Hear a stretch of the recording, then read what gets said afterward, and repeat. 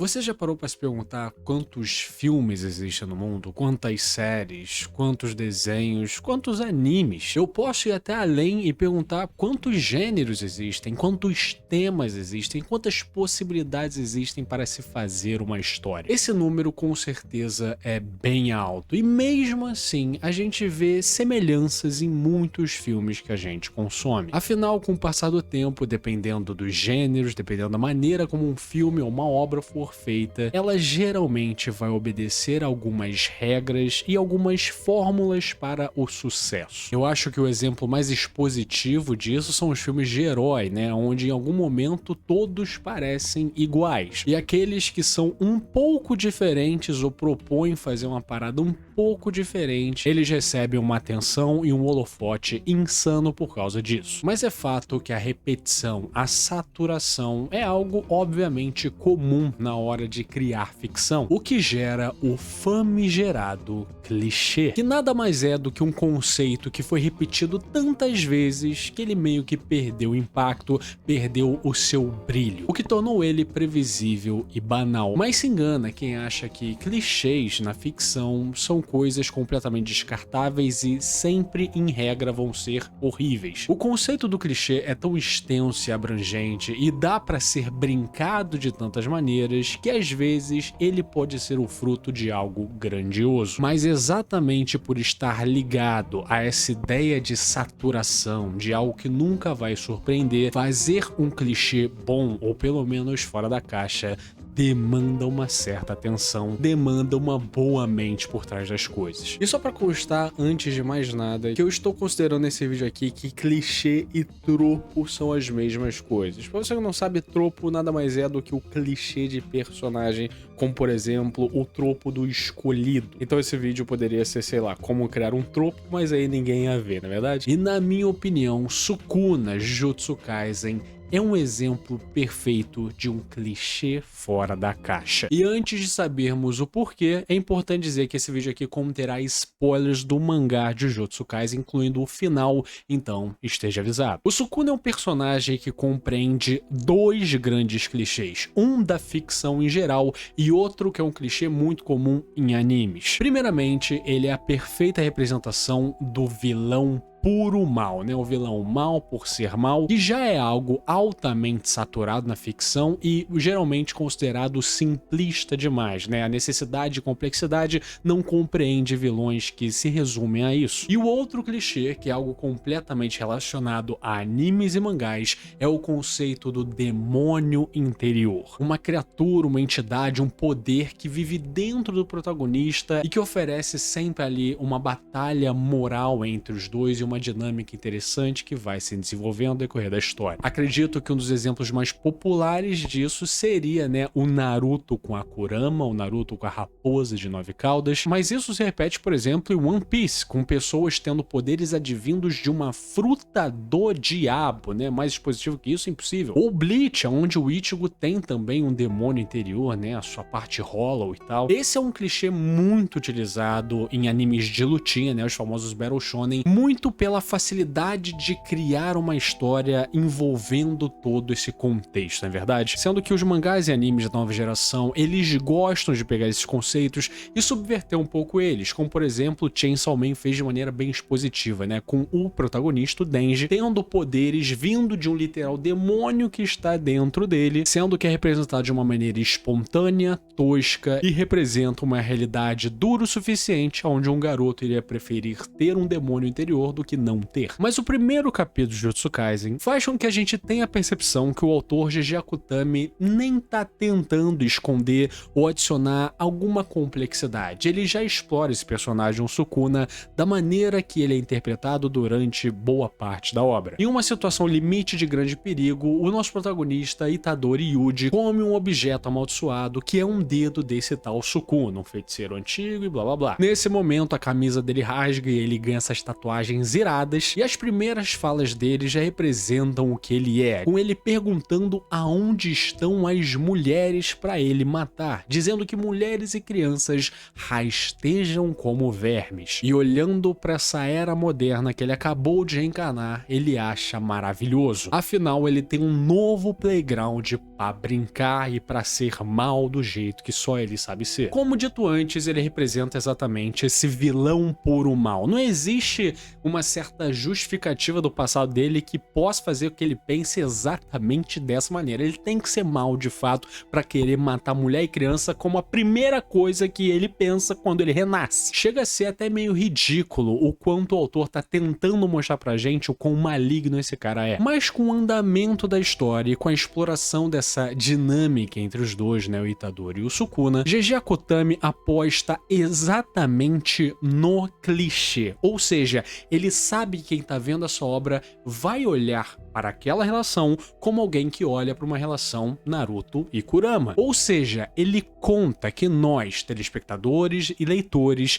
sempre acreditem que mesmo esse cara sendo representado da maneira grotesca que ele foi introduzido, esse é um Battle Shonen, esse é um anime, pô, divertidinho. É claro que no fim, ele e Itadori Yuji vão dar as mãos e vão ser melhores amigos contra o mal. Porém, não demora muito pra gente ver que essa esperança começa a ruir na nossa frente. Acho que uma das primeiras vezes que a gente percebe isso é quando Sukuna se recusa a aparecer no momento que o Mahito condena, né, a vida de seu amigo Junpei, rindo junto com o Mahito, né, com a maldição que ele tá tentando derrotar e que fez essa merda toda. Ele percebe que o bicho dentro dele é tão ruim quanto. Mas é claro que o momento onde a maioria dos fãs vê que aquela esperança nunca teve fundamento e que Sukuna realmente só pensa nele mesmo, ele não se limita a ser uma entidade presa dentro do protagonista e isso é tudo que ele vai ser pra sempre. É um personagem que é ridículo, o tanto que ele é um clichê, ao mesmo tempo que ele tem a necessidade de fugir do clichê, e é por isso que eu gosto tanto dele. Uma das cenas que mostrou o quão manipulador e rebuscado esse vilão é, no momento que o Sukuna tira o coração do Itadori e meio que faz ele entrar em um pacto com ele ali, o pacto entre os dois consiste no seguinte: primeiro, se eu disser a palavra mágica, que aqui foi traduzido do jeito errado, você irá entregar o controle pra mim por 1 minuto. Segundo, você vai esquecer esse nosso pacto. E então, em um momento oportuno, ali no meio do jogo do abate, ele fala a palavra mágica do pacto deles, que foi submeta-se. O que possibilitou que Sukuna ganhasse controle por 1 minuto e fizesse o Megumi comer seu dedo, fazendo com que ele possuísse ele ao invés de Yuji, trocando seu receptáculo, digamos assim, e no caso o Megumi tem a técnica das sombras, a habilidade de invocar o Mahoraga, que era o que ele queria para lutar contra o Satoru Gojo e ser o feiticeiro mais forte. E a manipulação dele continua, porque logo depois disso a Anjo tenta, né, tirar o Sukuna do corpo do Megumi com o encantamento dela, e por um momento parece que dá certo, parece que Megumi voltou, que o Sukuna foi exorcizado, finalmente, que coisa linda. E quando ela abraça o seu grande amor, que é o Megumi, ele aparece e ataca ela, sendo baixo, oportunista.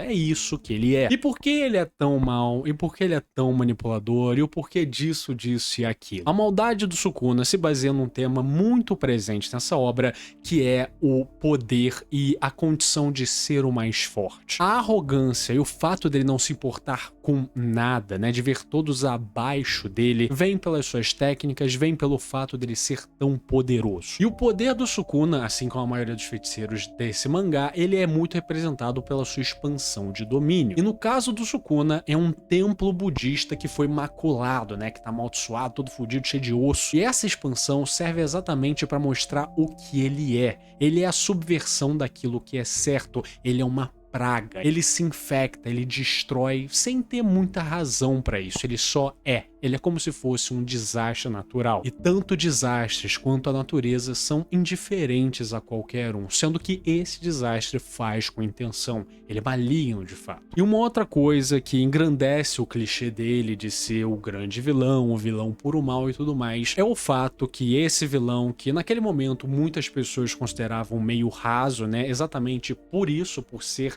um vilão maligno e ponto, esse cara consegue matar o personagem que até então então considerado o mais poderoso da obra e simplesmente o queridinho de todos os fãs de Jujutsu Kaisen, o que fez com que ele fosse amplamente odiado, o que faz sentido com o clichê que ele representa. Porém, a luta que faz a gente entender melhor o Sukuna não é a maior luta dos animes da nova geração, que é Gojo contra Sukuna, mas sim a luta que vem depois dela, que é Sukuna contra Hajime. E infelizmente as pessoas meio que subestimaram porque ela tá logo depois de uma luta lendária, né, tecnicamente falando, e também pelo fato de que muita gente ficou mordida depois da morte do Gojo e simplesmente dropou ou viu meio que hateando depois. Mas essa luta, ela já representa um conceito interessantíssimo, que é uma luta entre dois feiticeiros do passado se enfrentando numa era moderna. Feiticeiros esses que já passaram algum tempo nessa era para entender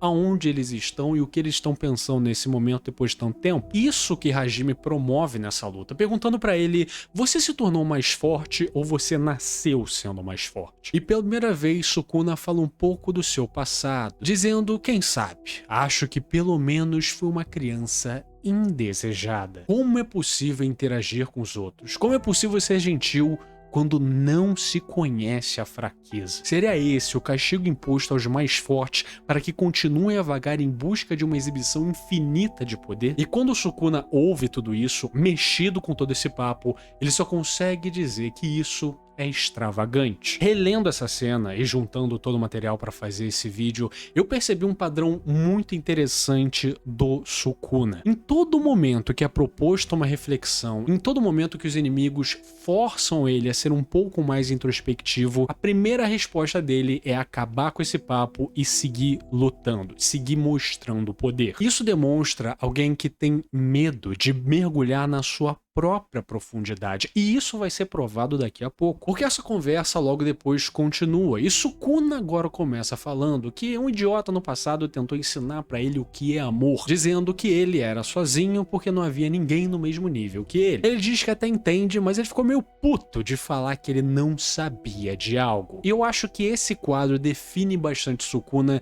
que é literalmente o poder dele, que faz ele ser essa figura arrogante, impedindo ele de ter nuance, impedindo ele de ver algo com um pouco mais de profundidade, de pensar nele mesmo e não no inimigo à sua frente. Mas Sukuna diz para Hajime que muitos guerreiros ousados desafiaram ele de corpo e alma, e não é porque eles queriam jogar maldições sobre ele, mas sim porque queriam ser reconhecidos, entender quem são, e você os aniquilou. Você perguntou como se relacionar e ser gentil com os outros, mas o que seria o que você fez se não amor? Somos amados porque somos fortes. Nossa resposta é o amor. Esse papo demonstra que o escape filosófico do Sukuna é relacionar conceitos sentimentais como amor sempre relacionados com o seu poder. Afinal, nenhuma discussão ou entendimento dele existe sem essa palavra, sem a palavra poder. E isso é dissecar um personagem que é resumido a isso, né? O vilão puro mal geralmente é assim porque ele tem muito poder, então ele pode ser malvadão. Mas ter essa discussão de reduzir um personagem a isso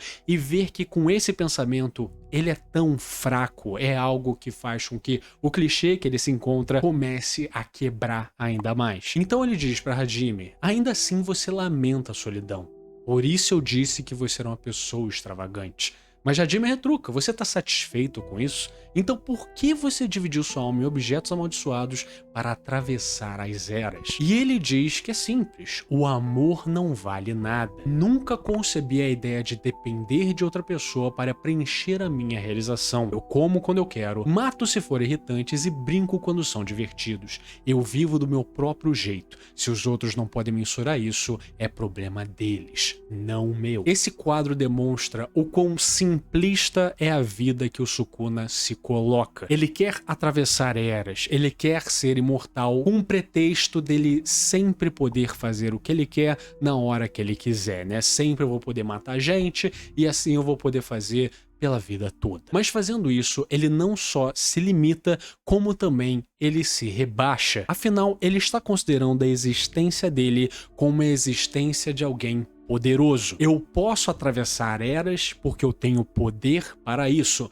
Mas o que você vai fazer com as eras que você vive e o que você vai fazer com a intenção de atravessar eras? Esse é o momento que ele foge do debate filosófico e da armadilha psicológica que ele sempre se coloca. Porque se ele começar a mergulhar mais a fundo, ele vai perceber que a existência dele não faz sentido algum. Um dos grandes temas centrais dessa obra é oferecer a questão: o que é ser forte? O que é ser poderoso? E Sukuna, um personagem central nessa história, não sabe responder isso. Então, com essas informações e com a continuação da luta do Sukuna contra geral, a gente vê o grande tema desse personagem, que é exatamente a hipocrisia. A maneira como ele se sente tão bom por ser poderoso, não entendendo que, sem isso, ele não é nada. Ele se coloca em um patamar onde ele é autossuficiente, ele não precisa da aprovação de ninguém, mas isso vai cair por terra daqui a pouco. No meio da luta, ele se lembra do seu mantra, né, que ele falou pro Hajime de viver do próprio jeito e o caralho. Então ele diz: esses ideais são desejos que excedem a capacidade dos outros. O ideal desses caras, no momento, é matar o Sukuna, é me matar. Porque ver esses caras indo em busca de seus ideais me deixa irritado. Os mesmos tipos de pessoas já tinham me desafiado 1000 anos atrás também e eu não me sentia assim.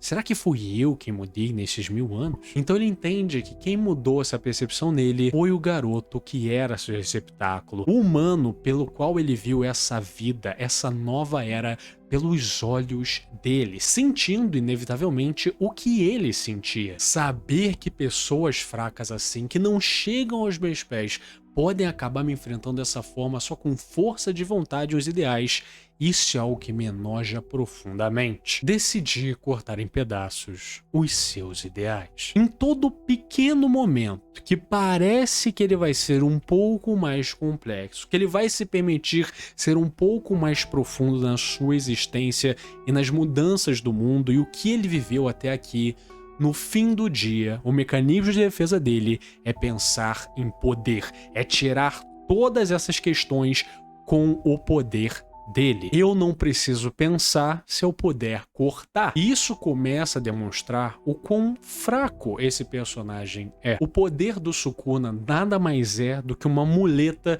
para ele continuar sendo um personagem raso, para ele continuar sendo um clichê. E é exatamente isso que torna ele complexo. E no fim, ele tem um final condizente com a sua existência, pelo menos nos olhos públicos, onde ele tenta tomar Megumi de uma vez por todas, mas dá pra ver através do desespero dele, ele não quer morrer. E no fim, o desespero dele fica evidente quando ele olha pra pessoa que o carregou por tanto tempo, e que na qual ele teve todas as oportunidades do mundo de ver a vida de uma forma diferente. E por fim, as suas últimas palavras são dignas de um vilão clichê e malvadão, dizendo que ele é uma maldição e para não subestimar, mesmo com ele se esvaindo. E essa morte prova de uma vez por todas a necessidade que o Sukuna tinha por aprovação. Quando ele fala aquele papo que ele não precisa de ninguém, eu mato quem eu quiser e qualquer um que se for e tal, ele não entendia que toda aquela arrogância, toda aquela confiança, todo aquele jeito de ser se justificava pelo seu poder.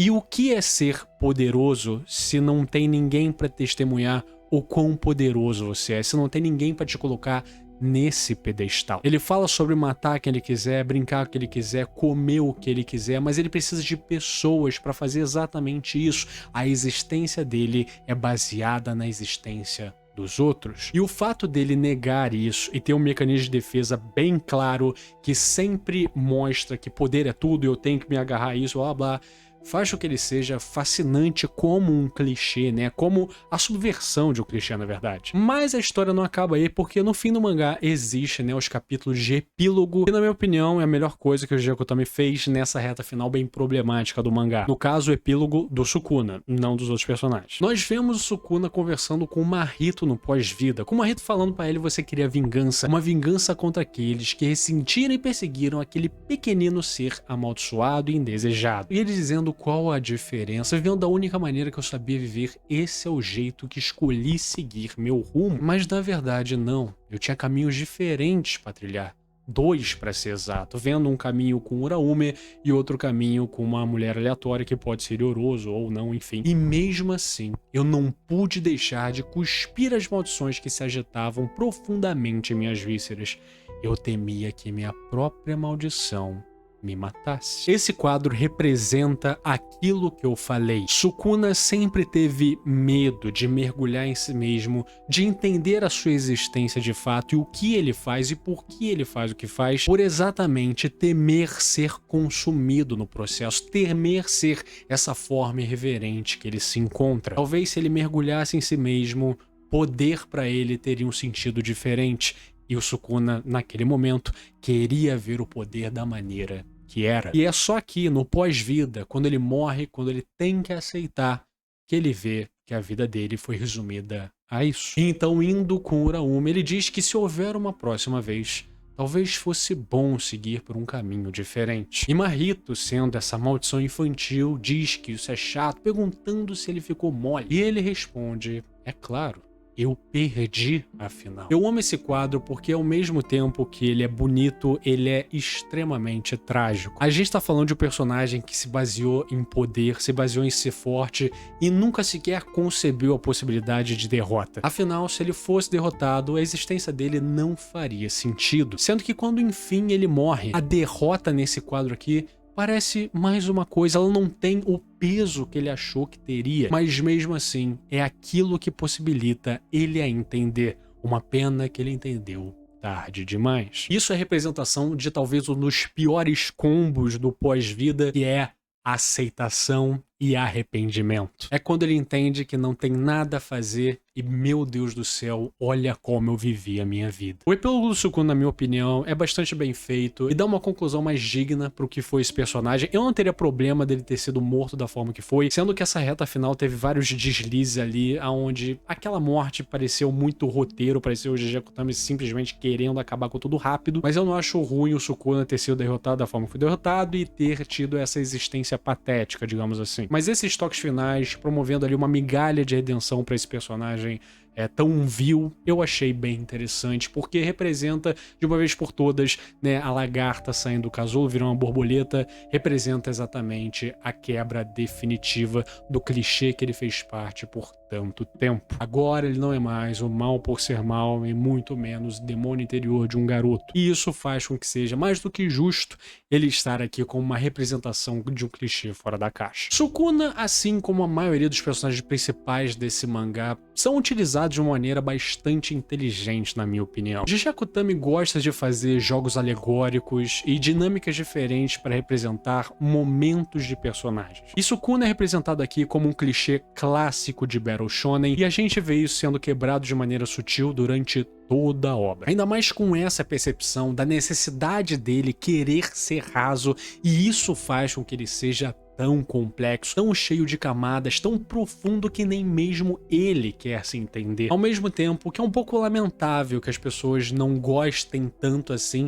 de analisar o Sukuna ou falar tanto dele porque ele foi responsável pela morte de um personagem amado. Isso faz com que imediatamente o debate acabe e as pessoas simplesmente caguem pra esse personagem. Mas na minha opinião, o Sukuna é superficialmente esse personagem ultra hiper mega poderoso e arrogante, ele faz o que ele quiser, mas no fim ele é um personagem extremamente trágico, que não sabia sua própria identidade, mesmo intuando com clareza pra todo mundo que ele era o Sukuna, o rei das maldições, sem entender o que isso significava de fato. Um personagem que foi incapaz de mudança, foi incapaz de reconhecer a própria mudança por orgulho, por um conceito selado na sua mente, que era que o poder comanda. E exatamente por essa mentalidade, ele se provou um dos personagens mais fracos da obra. E todo esse jogo, toda essa dinâmica e todo esse desenvolvimento de como, né, foi trabalhada a nossa esperança de uma relação meio Kurama e no fim ele foi ruim o tempo inteiro, só tendo uma migalha de redenção ali no pós-vida, em um ambiente onde ele não tem muito mais o que fazer. De todo o final problemático de Jujutsu Kaisen, que se mostrou bem covarde, essa foi uma parte não negociável de Akutami que eu aplaudo de pé. Não é à toa e também nenhum absurdo que ele seja um dos maiores vilões dos mangás e animes da nova geração. Se você chegou até aqui, meu muito muito obrigado. Lembre-se sempre, curta, comenta, compartilha e se inscreva no canal, isso me ajuda demais. Se tiver pelo celular, dê uma hypada pra ajudar o guri. Um agradecimento especial para Alisson Rodrigues, Gostin Gamer, Buruburu, Vanilson Silva, Retroblade, Bigode Orei, Maria, Matheus Santos, João Pedro, João Ober, Pedro Junqueira, Gabriel 3D, Volknaio, Caca de Baixinhos, Chico Mia, Rebenê, Alissu, Togers, Fábio Luiz, Victor Moser, Jean, Gabizado, João Vaz, Gm Cruz, Jonas Fagundes, Matheus Saf, Feceu, The Blood Hunter, Matheus Siqueiro, Quebra-Cabeças, Pastawat, Timão Analítico, Goiaba 2202, Hipnos 11, Devils Muito Legal, 20 Flores, Killer, É Verdade, Henry, Vitória Sally Souza, Toxic, Bambu e Salão, Worth, Sterdrovande, Manjobão, Catraca, Kunico Amakoto, Rick Cobbs, Teus 7, Biels, Felipe Morgan, Pixel Z, Mededessa, José Jackson Gouveia, Maurício Vieira, Jairo Zipelli, Matos Gabriel Rodrigues, Renan Correia, Igor Silva, Vitor Diogo, Shadow BR, Raro Libert, Cassiri, Pedro H. Rodri, Fiat Pô Todo Fudido, Toná Catraca, Pedro Corredora PL, Iride, J. Kozlowski, Luiz Elano, Foxhound, Yuri Fukuda, Gabriel Baldê, Pepoca, Gabriel Rachadel, Selk, Abílio Rua, Drincomene, Jovem Dinâmico, Guilherme Xavier Barbosa, The Cozy Heart, School, Gabi Madrugada, Woffen, Chiboca Xota, Rimãozinho, Gabriel Neves, Fábio do Gás, Martinho Coben, Chibiribissauro, Rafael York, Prociachum, rosca dele, o Eric King, Vitor Souza B, Igor Viana, Tarcísio Bandeira, Alexandre Mingotti Moraes, Júlio C. Branco, Rivaldo Fulgor, Gustavo Onet, Ogugas, Vitor S, Flap King, Iburinha, John Stutters e Vander. Eles são os membros do canal, muitíssimo obrigado pelo seu apoio, vocês são fodas demais. E se você quiser ser que nesses paladinos de inferno de Dante, considere ser um membro também. Eu coloquei uma cervejinha que você deixa beber no mês, então assim, se tiver sua carteira, por favor, considere. Tchau, tchau!